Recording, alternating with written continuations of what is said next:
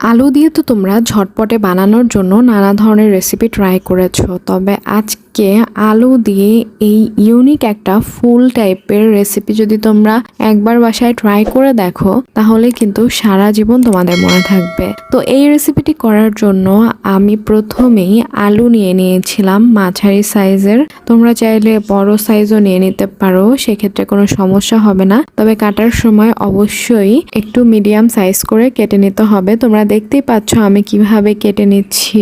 প্রথমেই এক সাইড পুরোটা কুচি কুচি করে কাটছি, কিন্তু নিচে কিন্তু অবশ্যই আলু রাখতে হবে, না হলে কিন্তু পুরোপুরি কুচি কুচি হয়ে যাবে এবং এটা ফুলের যে আকৃতি সেটা থাকবে না। তো তারপর একটি পাত্রে আমি পানি নিয়ে নিয়েছিলাম, নর্মাল পানি আর কি, ঠান্ডাও না গরমও না। সেখানে আমি দিয়ে দিয়েছিলাম লবণ প্রায় 1 টেবিল চামচের মতো।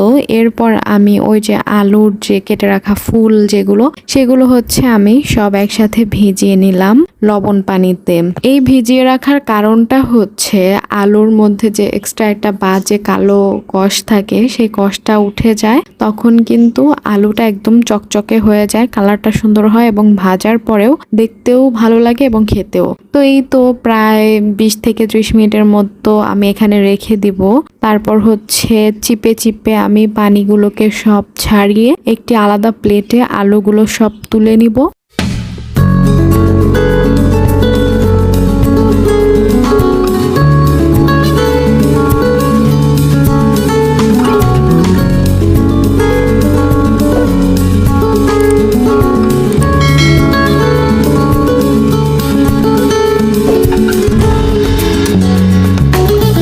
অবশ্যই পানি ভালো মতো ছাড়িয়ে নিতে হবে, না হলে কিন্তু ভাজার সময় অনেক বেশি চিপচিপে থাকবে, পানিটা থেকে যাবে এবং মুচমুচে হবে না ভাজার সময়। তো তারপর হচ্ছে কর্নফ্লাওয়ার দিয়ে আমি একটু ভালো মতো মেখে নিচ্ছিলাম। এরপর একটি কড়াইতে একদম তেল ডুবিয়ে নিচ্ছিলাম। ডুবো ডুবো তেলে হচ্ছে আমি এগুলো একটা একটা করে ছেড়ে দিচ্ছিলাম।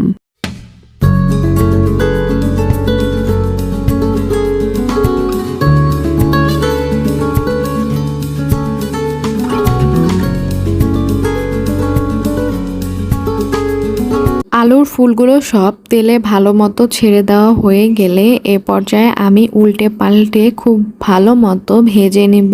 অবশ্যই উল্টে পাল্টে নিতে হবে, না হলে কিন্তু এক সাইড বেশি পোড়া হয়ে যাবে, তখন খেতে ভালো লাগবে না, দেখতেও সুন্দর লাগবে না। তো আমার চ্যানেলে আমি ইতিমধ্যেই তোমাদের সাথে অনেক ধরনের রেসিপি শেয়ার করেছি, তোমরা সেগুলো ফলো করে যদি বাসায় রান্না করো তাহলে কিন্তু তোমরা অনেক উপকৃত হবে। তোমাদের রেসিপিগুলো অবশ্যই অনেক ভালো লাগবে। আর তোমরা যারা এখন পর্যন্ত আমার চ্যানেলটিকে সাবস্ক্রাইব করনি তারা কিন্তু অবশ্যই একটা সাবস্ক্রাইব করে দিও, আর নতুন নতুন ভিডিও পাওয়ার জন্য বেল বাটনে অবশ্যই ক্লিক করে দিও। তো দেখতেই পাচ্ছ আমার এই আলুর ফুলগুলো প্রায় হয়ে এসেছে। এখন আমি একটা সস বানিয়ে নিব।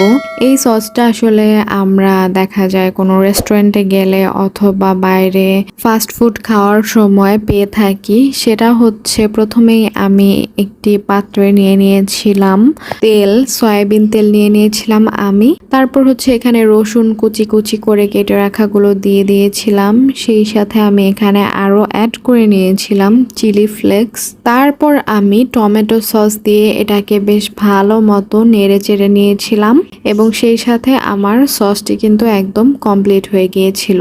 এই যে এখানে রসুন আর চিলি ফ্লেক্সটা দেওয়ার কারণে সসটাতে আলাদা একটা ফ্লেভার আসে, যেটা খেতে খুবই খুবই খুবই ভালো লাগে। তো তোমরা বাসায় অবশ্যই এটা ট্রাই করো, আমাকে ফিডব্যাক দিও যে কেমন হয়েছিল। তোমাদের সাথে আমার দেখা হবে আবার পরে অন্য কোনো ভিডিওতে, অন্য কোনো রেসিপিতে। সে পর্যন্ত তোমরা ভালো থেকো, সুস্থ থেকো। আল্লাহ হাফেজ।